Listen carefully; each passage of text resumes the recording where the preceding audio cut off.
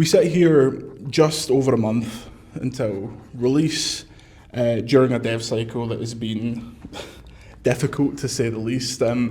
What are your overall feelings right now as we sit here in early October? Oh, wow. Like everyone is asking this question. And my typical answer is an anxiety, an extreme level of anxiety because, on one hand, we are pretty determined to deliver it on the date. At the same time, the team has never delivered the game of this size for decades, right? And for everyone, it's a new experience, full of expectations. And for many people, it's controversial because when you're deep into work for many years, having almost no of external feedback, you tend to overthink things, right? I would say it's a little bit anxious. At the same time, every time we receive additional feedback, like we invited you to see your reaction. We've been on the Gamescom. You're observing how people reacting on the game. That makes us more comfortable because some things which we tend to overthink is getting obvious we were overthinking. On the other hand, we are paying attention to something we could miss. So we are determined but anxious, yes. Mm-hmm.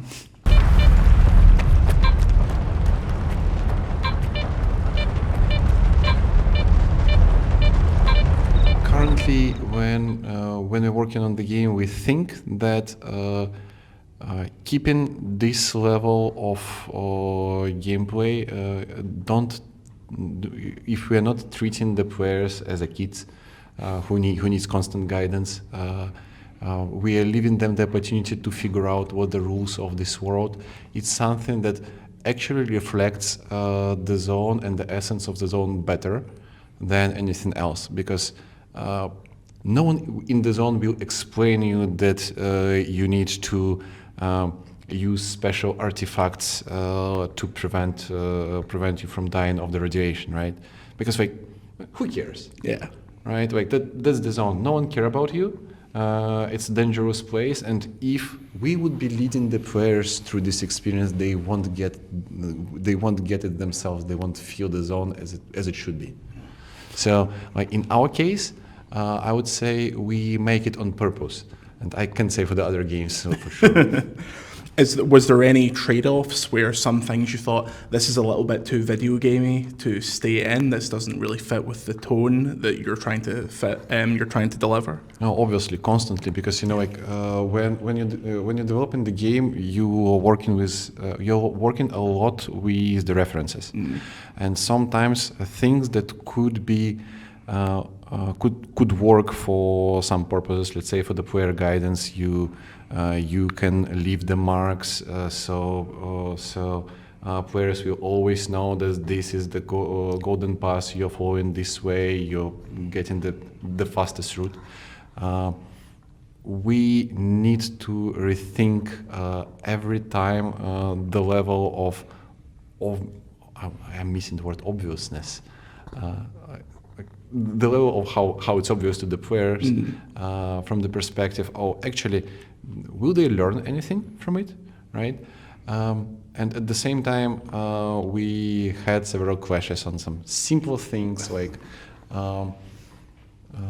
if we need to color this ladder or not, because it shouldn't be colored in the zone. At the same time, people need some guidance to interact with something.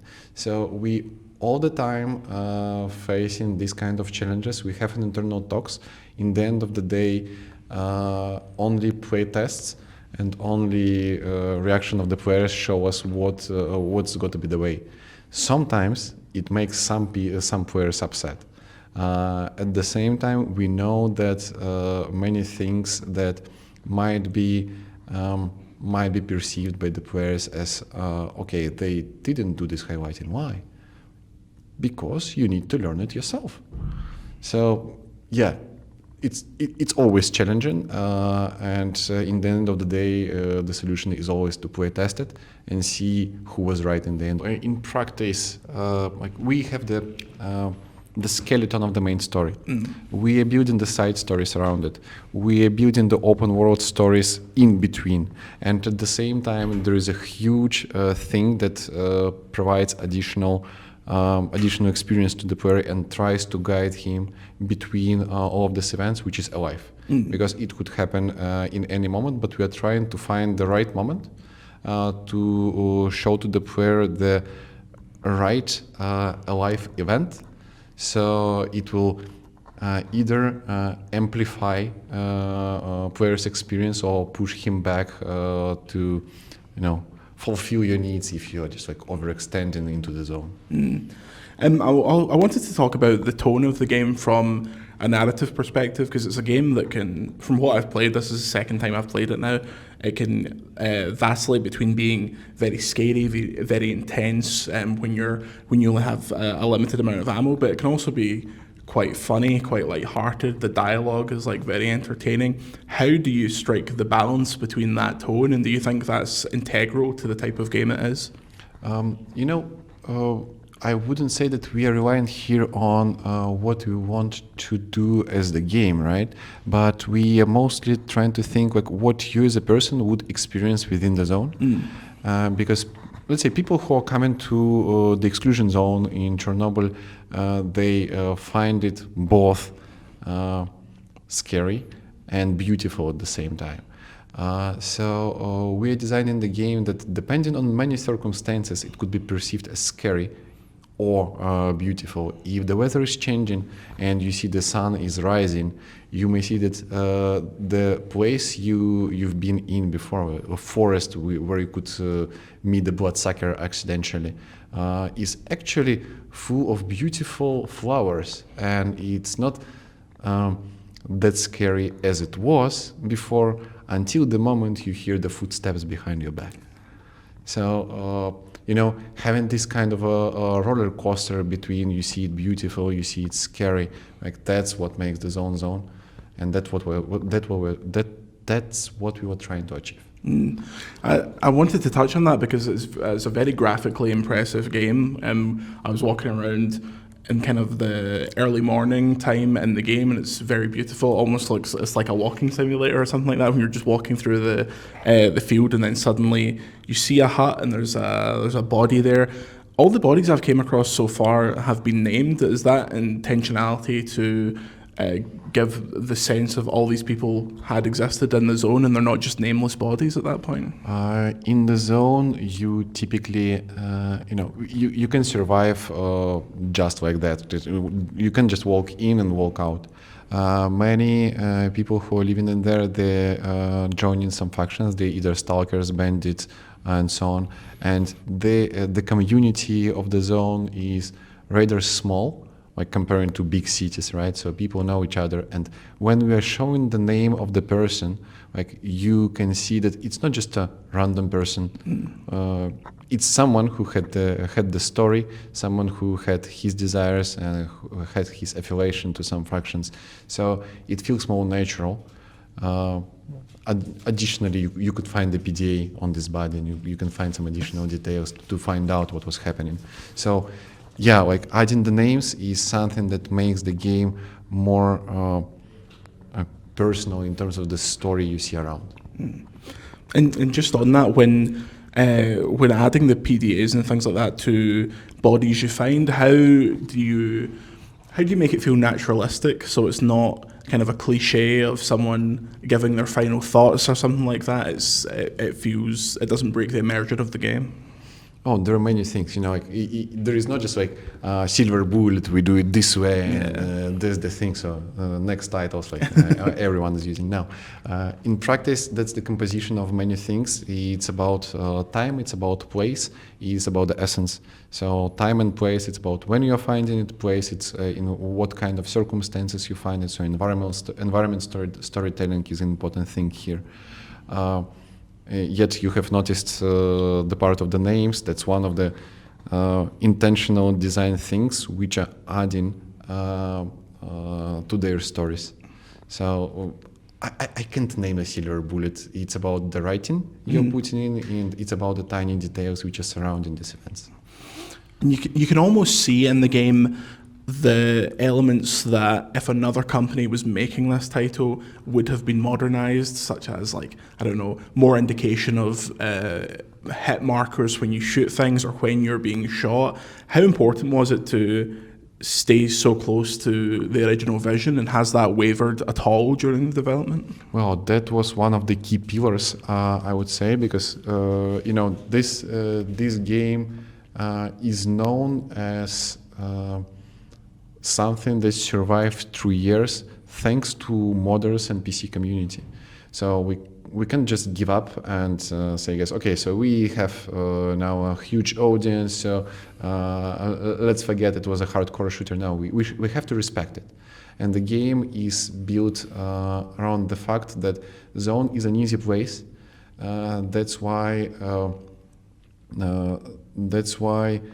a lot of the elements from the original game has been moved to Stalker 2. There is still huge control over your needs. So you need to take care of your sleepiness. You need to take care of your hunger level. Many essential elements are there on purpose, and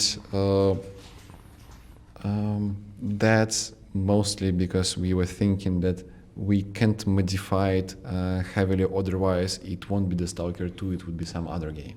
You know, for us, the release of the game is not just at the end of the story, just the beginning.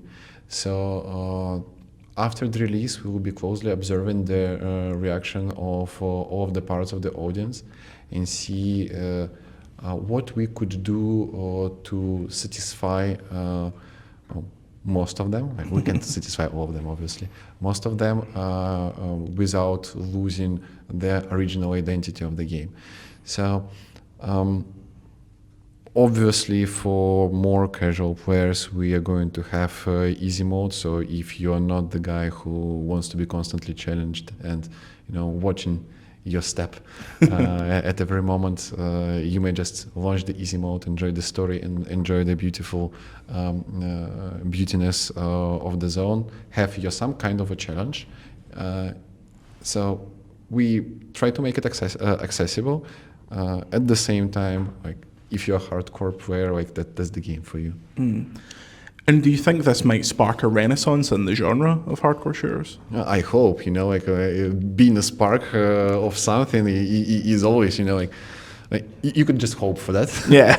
Yeah, but I know myself several games which are also in development, but which can take the similar approach as we do, and yeah, like, when you put it this way, like you put it in my head now, I can't stop thinking of it. Yeah, I would be hoping for that. Yeah. And now that we're so close to release and you're playing through the entire game, is it the vision you had at the start of this process? Is it turned out how you wanted it to, and what surprises have been thrown up other than obviously the real world ones?